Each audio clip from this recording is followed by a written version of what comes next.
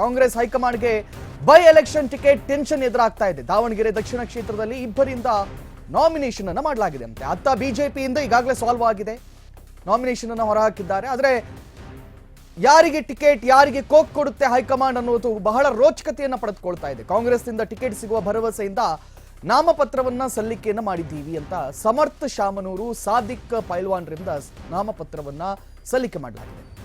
ಶಾಮನೂರು ಶಿವಶಂಕರಪ್ಪ ನಿಧನದಿಂದ ತೆರವಾಗಿರ್ತಕ್ಕಂಥ ಕ್ಷೇತ್ರ ಇದು. ಕಾಂಗ್ರೆಸ್ ಹೈಕಮಾಂಡ್ಗೆ ತಲೆನೋವಾಗ್ಬಿಟ್ಟಿದೆ.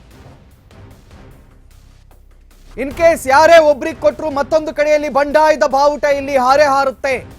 ಹಾಗಾಗಿ ಬಹಳ ಮುಜುಗರದಿಂದ ಮತ್ತು ಬಹಳ ನಾಜೂಕತೆಯಿಂದ ಇದನ್ನ ಸರಿಪಡಿಸಬೇಕಾಗುತ್ತೆ. ಈಗಾಗಲೇ ಸುರ್ಜೇವಾಲಾರವರು ಕೂಡ ಬರ್ತಾರೆ ಅಂತ ಹೇಳಲಾಗ್ತಾ ಇದೆ. ಸುರ್ಜೇವಾಲಾ ಅವರು ಯಾವ ರೀತಿಯ ತೀರ್ಮಾನಗಳನ್ನು ತೆಗೆದುಕೊಳ್ತಾರೆ ಅದನ್ನ ಇನ್ನಷ್ಟೇ ಕಾದು ನೋಡಬೇಕು. ಆದ್ರೆ ನೋಡಿ, ಕಾಂಗ್ರೆಸ್ನಲ್ಲಿ ಇಲ್ಲಿ ಎಲ್ಲವೂ ಸರಿ ಇಲ್ಲ ಅನ್ನೋದು ಬಹಳ ಸ್ಪಷ್ಟವಾಗಿ ಗೊತ್ತಾಗ್ತಾ ಇದೆ. ದಾವಣಗೆರೆಯಲ್ಲಿ ಒಂದು ಬಣ ಹೇಳುತ್ತೆ, ಇಲ್ಲ ಇಲ್ಲಿ ಮುಸ್ಲಿಮರ ಸಂಖ್ಯೆ ಹೆಚ್ಚಿದೆ, ಮುಸ್ಲಿಮರ ಬಾಹುಳ್ಯ ಉಳ್ಳಂತಹ ಕ್ಷೇತ್ರ ಇದು, ಹಾಗಾಗಿ ಮುಸ್ಲಿಂ ಅಭ್ಯರ್ಥಿಗೆ ಟಿಕೆಟ್ ಅನ್ನು ಕೊಡಬೇಕು ಅಂತ. ಮತ್ತೊಂದು ಕಡೆಯಲ್ಲಿ ಇಲ್ಲ, ಶಾಮನೂರು ಶಿವಶಂಕರಪ್ಪರವರ ಫ್ಯಾಮಿಲಿಯಿಂದಲೇ ಇವತ್ತು ಟಿಕೆಟ್ ಅನ್ನು ನೀಡಬೇಕು, ಬಿಕಾಸ್ ಇಟ್ಸ್ ಎಮೋಷನಲಿ ದಾವಣಗೆರೆಗೆ ಶಾಮನೂರು ಶಿವಶಂಕರಪ್ಪರವರ ಕೊಡುಗೆ ಬಹಳಷ್ಟಿದೆ ಅಂತ ಹೇಳಿ. ಅದರ ಜೊತೆಯಲ್ಲಿ ಕಾಂಗ್ರೆಸ್ ಬಿ ಫಾರಂ ಸಿಗುವ ನಂಬಿಕೆ ಇದೆ ಅಂತ ಕಾಂಗ್ರೆಸ್ ಅಭ್ಯರ್ಥಿಗಳು ಇಬ್ಬರೂ ಕೂಡ ಹೇಳ್ತಾ ಇದ್ದಾರೆ. ಹಾಗಾದ್ರೆ ಇಲ್ಲಿ ಯಾರಿಗೆ ಒಲಿದು ಬರಬಹುದು? ಇದು ಬಹಳ ಕುತೂಹಲವನ್ನು ಕೆರಳಿಸಿದೆ. ಕಾಂಗ್ರೆಸ್ ಬಿ ಫಾರಂ ಸಿಗುವ ನಂಬಿಕೆ ಇದೆ. ಕಾಂಗ್ರೆಸ್ ಅಭ್ಯರ್ಥಿಯಾಗಿ ನಾಮಪತ್ರ ಸಲ್ಲಿಕೆಯನ್ನ ಮಾಡಿದ್ದೇನೆ. ದಾವಣಗೆರೆಯಲ್ಲಿ ಕಾಂಗ್ರೆಸ್ ಮುಖಂಡ ಸಾದಿಕ್ ಪೈಲ್ವಾನ್ ಹೇಳಿಕೆಯನ್ನು ಕೊಟ್ಟಿದ್ದಾರೆ. ನಮ್ಮ ಜೊತೆ ಜಮೀರ್ ಅಹಮದ್ ಸಾಥ್ ಕೊಡ್ತಾರೆ, ಈ ಬಾರಿ ಮುಸ್ಲಿಮರಿಗೆ ಟಿಕೆಟ್ ಸಿಗುವ ವಿಶ್ವಾಸ ಇದೆ ಅಂತ ಹೇಳ್ತಾ ಇದ್ದಾರೆ. ಕಾಂಗ್ರೆಸ್ ಮುಖಂಡ ಸಾದಿಕ್ ಪೈಲ್ವಾನ್ ಈ ರೀತಿಯ ಹೇಳಿಕೆಯನ್ನು ಕೊಟ್ಟಿದ್ದಾರೆ. ಎಸ್, ಆಬ್ವಿಯಸ್ಲಿ ಒಂದು ಕಡೆಯಲ್ಲಿ ಜಮೀರ್ ಅಹಮದ್ ಬಣ, ಮತ್ತೊಂದು ಕಡೆಯಲ್ಲಿ ಇಷ್ಟು ವರ್ಷ ಸುದೀರ್ಘಾವಧಿಗಳ ಕಾಲ ಕಾಂಗ್ರೆಸ್ನ ಧುರೀಣರಾಗಿ ಗುರುತಿಸಿಕೊಂಡಿದ್ದಂಥ ಶಾಮನೂರು ಶಿವಶಂಕರಪ್ಪರವರ ಬಣ, ಇವೆರಡೂ ಬಣಗಳು ಕೂಡ ಇಲ್ಲಿ ಆಕ್ಟಿವ್ ಆಗಿದೆ. ಕಾಂಗ್ರೆಸ್ಗೆ ದೊಡ್ಡ ತಲೆನೋವಾಗ್ಬಿಟ್ಟಿದೆ. ಯಾರು ಒಬ್ಬರಿಗೆ ಟಿಕೆಟ್ ಕೊಟ್ರೆ ಇನ್ನೊಬ್ರು ರೊಚ್ಚಿಗೇಳೋದು, ಇನ್ನೊಬ್ರು ಧರಣಿಗಳನ್ನ ಮಾಡೋದು ಅಥವಾ ಬಂಡಾಯದ ಬಾವುಟವನ್ನ ಹಾರಿಸೋದು ಇಲ್ಲಿ ನಿಶ್ಚಿತ ಅಂತ ಹೇಳಲಾಗ್ತಾ ಇದೆ. ನಮ್ ಜೊತೆ ಜಮೀರ್ ಅಹಮದ್ ರವರಿದ್ದಾರೆ. ಆಬ್ವಿಯಸ್ಲಿ ಸಿಎಂಗೆ ಬಹಳ ಆಪ್ತರಾಗಿರುವಂತವರು ಜಮೀರ್ ಅಹಮದ್ ರವರು. ಹಾಗಾಗಿ ಟಿಕೆಟ್ ನನಗೆ ಸಿಗುತ್ತೆ ಅಂತ ಹೇಳಿ ಸಾದಿಕ್ ಪೈಲ್ವಾನ್ ಹೇಳಿಕೆಯನ್ನು ಕೊಟ್ಟಿದ್ದಾರಂತೆ. ಕಾಂಗ್ರೆಸ್ ಅಭ್ಯರ್ಥಿಯಾಗಿ ನಾಮಪತ್ರವನ್ನು ಸಲ್ಲಿಕೆಯನ್ನ ಮಾಡಿದ್ದೇನೆ. ಎಲ್ಲಿಯವರೆಗೆ ಶಾಮನೂರು ಶಿವಶಂಕರಪ್ಪರವರು ಬದುಕಿದ್ರು ಅಲ್ಲಿಯವರೆಗೂ ಯಾವುದೇ ರೀತಿಯಾಗಿರ್ತಕ್ಕಂಥ ಬಂಡಾಯ ದಾವಣಗೆರೆಯಲ್ಲಿ ಕಾಣಿಸ್ತಾ ಇರಲಿಲ್ಲ. ಈ ಮುಸ್ಲಿಂ ಮುಖಂಡರು ಕೂಡ ಶಿವಶಂಕರಪ್ಪರವರಿಗೆ ಸಪೋರ್ಟ್ ಮಾಡ್ತಾ ಇದ್ರು, ಉಳಿದಂತ ಎಲ್ಲ ಮುಖಂಡರು ಕೂಡ. ಆದ್ರೆ ಯಾವಾಗ ಅವರ ನಿಧನ ಆಯ್ತೋ ಇದೀಗ ಬಣ ರಾಜಕೀಯಕ್ಕೆ ಮುಂದಾಗ್ತಾ ಇದೆ ದಾವಣಗೆರೆ.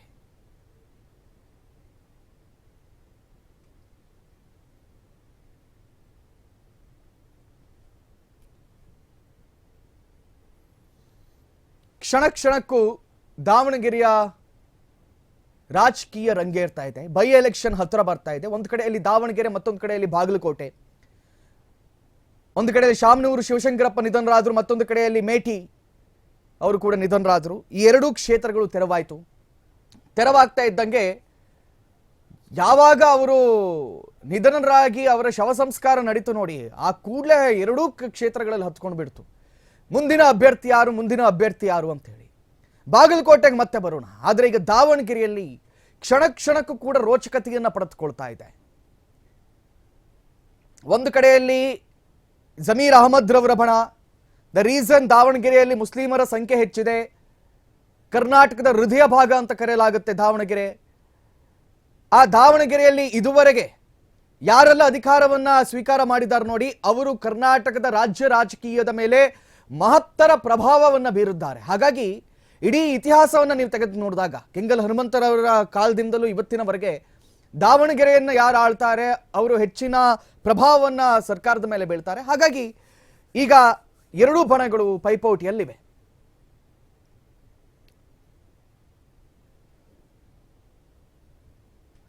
ಇನ್ನು ಈ ವಿಚಾರದ ಕುರಿತಾಗಿ ಹೆಚ್ಚಿನ ಮಾಹಿತಿಯನ್ನು ನೀಡೋದಕ್ಕೆ ನಮ್ಮ ಪ್ರತಿನಿಧಿ ಮಂಜಪ್ಪ ಅವರು ನಮ್ಮ ಜೊತೆ ದೂರವಾಣಿ ಸಂಪರ್ಕದಲ್ಲಿದ್ದಾರೆ. ಮಂಜಪ್ಪ, ಕ್ಷಣ ಕ್ಷಣಕ್ಕೂ ರೋಚಕತೆಯನ್ನು ಪಡೆದುಕೊಳ್ತಾ ಇದೆ. ನಾನು ಮಾತಾಡ್ತಾ ಹೇಳ್ತಾ ಇದ್ದೆ, ಮೊದಲಿನಿಂದಲೂ ಕೂಡ ಇವತ್ತಿನವರೆಗೆ ದಾವಣಗೆರೆ ಕ್ಷೇತ್ರದಲ್ಲಿ ಯಾರು ಆಳ್ತಾರ ನೋಡಿ ಅವರು ರಾಜ್ಯ ರಾಜಕೀಯದ ಮೇಲೆ ಮಹತ್ತರ ಪ್ರಭಾವವನ್ನು ಬೀರೇ ಬೀರ್ತಾರೆ ಅಂತ ಹೇಳಿ.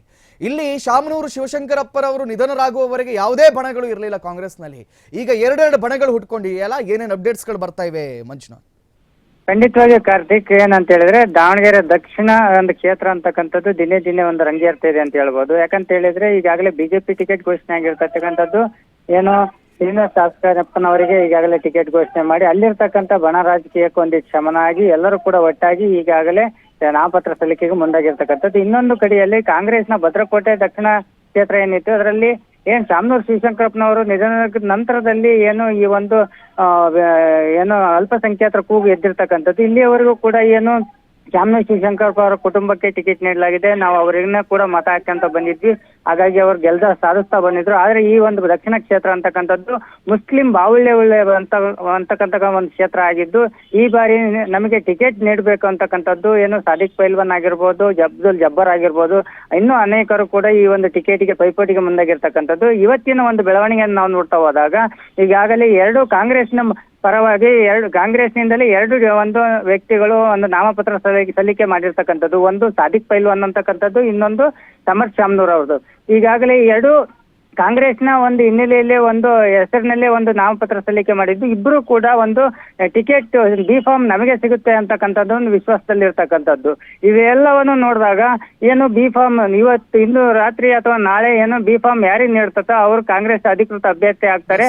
ಆ ನಂತರದಲ್ಲಿ ಯಾವ ರೀತಿಯಾಗಿ ಒಂದು ರಾಜಕೀಯ ಚಟುವಟಿಕೆಗಳು ಜರುಗಿದಿರ್ತವೆ ನೋಡ್ಬೇಕಾಗಿ. ಯಾಕಂತ ಹೇಳಿದ್ರೆ ಒಬ್ಬರಿಗೆ ಬಿ ಫಾರ್ಮ್ ಕೊಟ್ರೆ ಇನ್ನೊಬ್ಬರಿಗೆ ಒಂದು ಮುನಿಸುವಂತಕ್ಕಂಥದ್ದು ಸಹಜವಾಗಿ ವ್ಯಕ್ತವಾಗ್ತದೆ. ಹಾಗಾಗಿ ಕಾಂಗ್ರೆಸ್ ಪಾಳೆಯದಲ್ಲಿ ನಾವು ಗಮನಿಸಬೇಕಾಗಿರುವಂತ ಇನ್ನೊಂದು ವಿಚಾರ ಏನಂತ ಹೇಳಿದ್ರೆ, ಬಿಜೆಪಿ ಅವರಿಗೆ ಕಾಂಗ್ರೆಸ್ ಅವರ ಇಲ್ಲಿ ಆಹಾರವನ್ನು ಕೊಡ್ತಾ ಇದ್ದಾರೆ ಅಂತ.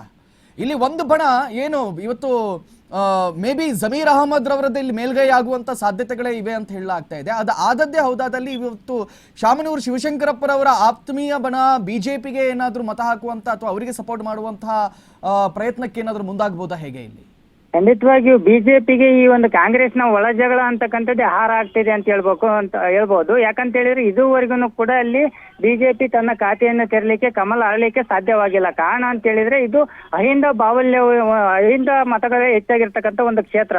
ಅದ್ರ ಜೊತೆಯಲ್ಲಿ ಈ ಒಂದು ಒಳ ಜಗಳದಲ್ಲಿ ಈಗೇನು ಜಮೀರ್ ಅಹಮದ್ ಆಗಿರ್ಬೋದು, ಈ ಕಡೆ ಎಸ್ ಮಲ್ಲಿಕಾರ್ಜುನ್ ಆಗಿರ್ಬೋದು, ಈ ಎರಡೂ ಬಣಗಳಲ್ಲಿ ಯಾರಿಗೆ ಟಿಕೆಟ್ ಕೊಟ್ಟರು ಒಂದಿಷ್ಟು ಮುಂಸಾಗೋದಂತೂ ಸಹಜವಾಗಿರ್ತತೆ. ಆದ್ರೆ ಹೈಕಮಾಂಡ್ ಈ ಒಂದು ಬಿಸಿಯನ್ನ ಯಾವ ರೀತಿಯಾಗಿ ಏನು ಮತದಾರರನ್ನು ಮನವೊಲಿಸ್ತಾರೆ, ಮುಖಂಡರನ್ನು ಮನವೊಲಿಸ್ತಾರೆ, ಆ ಮೂಲಕವಾಗಿ ಏನು ಕಾಂಗ್ರೆಸ್ಸಿನ ಒಂದು ಟಿಕೆಟ್ ಅಥವಾ ಒಂದು ಕ್ಷೇತ್ರವನ್ನು ತನ್ನಲ್ಲಿ ಹೇಗೆ ಉಳಿಸ್ಕೊಳ್ಳುತ್ತೆ ಅಂತಕ್ಕಂಥದ್ದೇ ಒಂದು ನಿಜಕ್ಕೂ ಒಂದು ಸಾಹಸದ ಕೆಲಸ ಅಂತ ಹೇಳ್ಬೋದಾಗಿದೆ ಕಾರ್ತಿಕ್. ಎಸ್ ಮಂಜಪ್ಪ, ಅದ್ರ ಜೊತೆಯಲ್ಲಿ ಇದೀಗ ದಾವಣಗೆರೆಯಲ್ಲಿ ಜನರ ಮನಸ್ಥಿತಿ ಯಾವ ರೀತಿ ಇದೆ? ಕಾಂಗ್ರೆಸ್ನ ಪರವಾಗಿದೆಯೋ ಅಥವಾ ಶಾಮನೂರು ಶಿವಶಂಕರಪ್ಪರವರ ಕುಟುಂಬದಿಂದ ಯಾರಾದ್ರೂ ಬರಬೇಕು ಅನ್ನುವಂತಹ ಮನಸ್ಥಿತಿ ಇದೆಯೋ, ಯಾವ ರೀತಿ ಇದೆ ಅಂತ?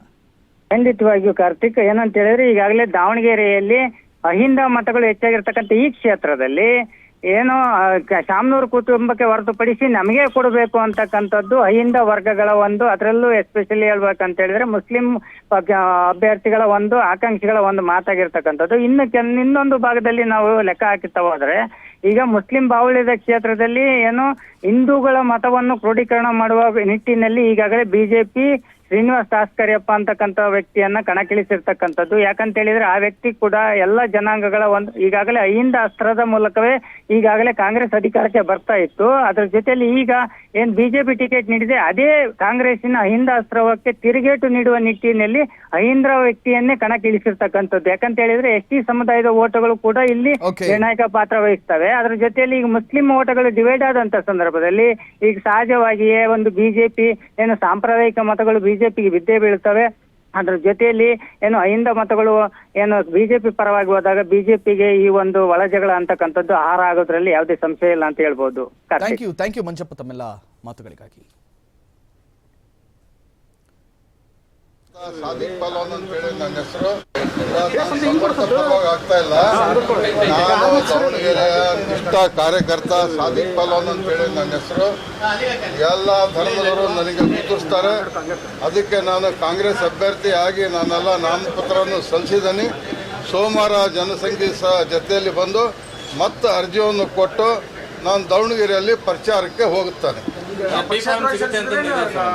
ಇಲ್ಲ ಪಾರ್ಟಿಯಿಂದ ಸಲ್ಲಿಸಿದ್ದೇನೆ. ಪಾರ್ಟಿ ಕೊಳ್ಳಿಲ್ಲ ಅಂತ ಹೇಳಿದ್ರೆ ಮುಂದೆ ತೀರ್ಮಾನ ಅಲ್ಲ, ಸೋಮವಾರ ದಿವಸ ತಗೊಂಡು ಮತ್ತೊಂದು ಅವಿಷ್ಟ ಆಗ್ತೀವಿ. ಅಂದ್ರೆ ನಿಮ್ಗೆ ಬಿ ಫಾರ್ಮ್ ಸಿಗೋ ನಿರೀಕ್ಷೆ ಇದೆ? 100ಕ್ಕೆ 100 ನನಗೆ ಬಿ ಫಾರಂ ಸಿಗ್ತೈತಿ.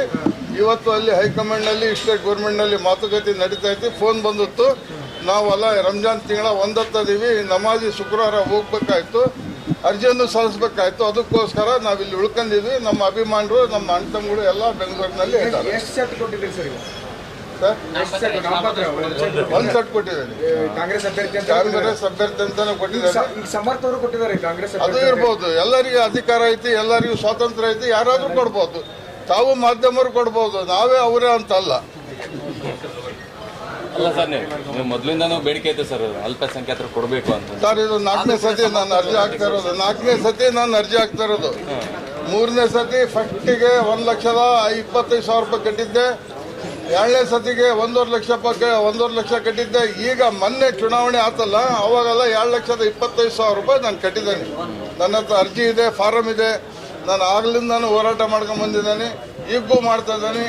ಈಗೂ ಕ್ಷಣಕ್ಕೂ ಸಂಜೆ ಊರಿಗಾಗಲಿ ನಾಳೆ ಬೆಳಗ್ಗೆ ಆಗಲಿ ಬಿ ಫಾರಂ ಕಾಂಗ್ರೆಸ್ ಇಂದ ನನಗೆ ಸಿಗ್ತದೆ ಅಂತೇಳಿ 100ಕ್ಕೆ 100 ನಿಮ್ಮನ್ನ ಭರವಸೆ ಕೊಡ್ತೇನೆ. ಅಲ್ಲ ಸರ್, ನಾಮಪತ್ರ ಸಲ್ಲಿಕೆ ಮಾಡ್ತೀರಿ, ಕೊನೆ ಕ್ಷಣದಲ್ಲಿ ಕಾಂಗ್ರೆಸ್ಗೆ ಸಪೋರ್ಟ್ ಮಾಡ್ತೀರಾ ಅಂತ ಹೇಳ್ತಾ ಇರ್ತಾರೆ. ಆ ಹಿನ್ನೆಲೆಯಲ್ಲಿ ಅದು ನಮ್ಮ ಹೈಕಮಾಂಡ್ ಸ್ಟೇಟ್ ಗೌರ್ಮೆಂಟ್